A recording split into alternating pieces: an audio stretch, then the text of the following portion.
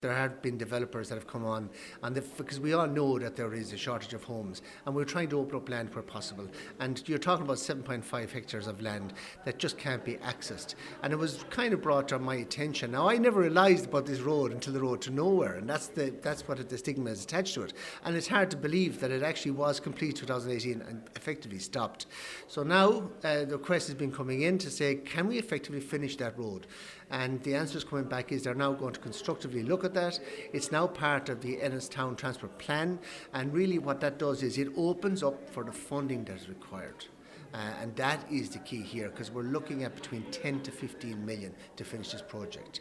But welcome reply, and now I think we're in a real opportunity to open up access to build potentially 260 brand new homes for our town. That's a good day. I was on the Tulla Road this morning, and this proposed road came into my head because of the congestion out there at the moment with the works that are taking place. How crucial is it for people that are travelling to and from work, to and from school?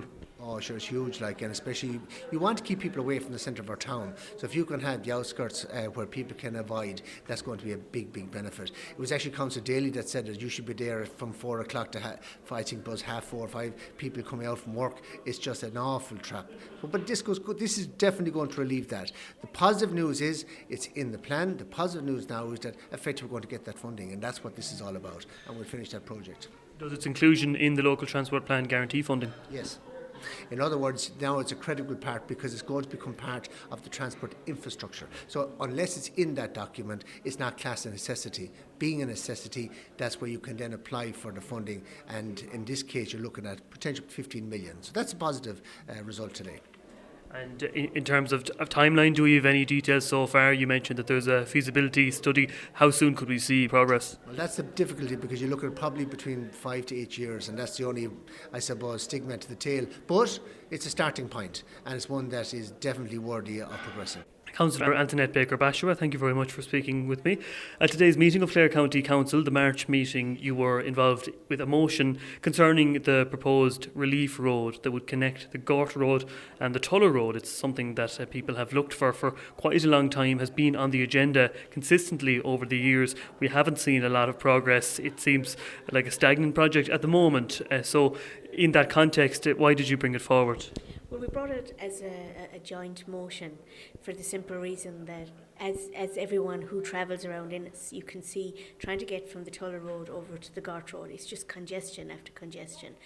Not only that, but when you have a bank of land that can be opened and you have developers ready to go on it, and the only stumbling block is that this road that was half developed stops nowhere. If it was developed fully, not only would it alleviate congestion in the town, but it also open for much needed housing. And if we're in the situation where we want Ennis to thrive, we have to open roads like this, not only for congestion, for developers to develop much needed housing in the area. And that housing question, obviously so crucial to boost supply. Roughly how many units could we see if and when this is activated?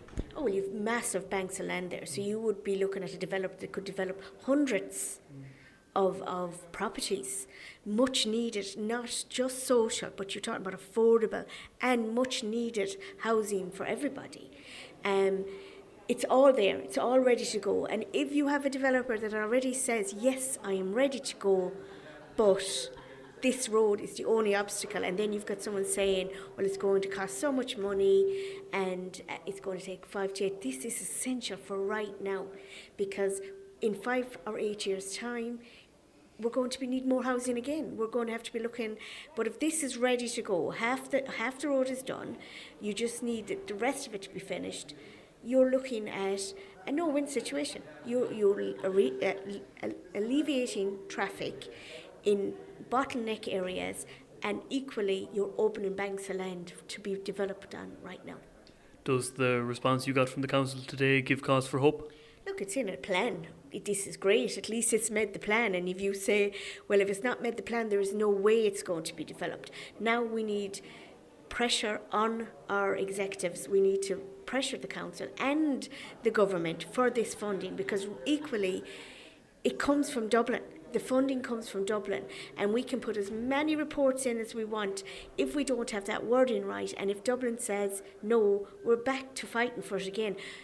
Look, it is positive. It's on the local development plan now, and it's up to us as a council, 28 councillors, the whole of the council, to fight for this.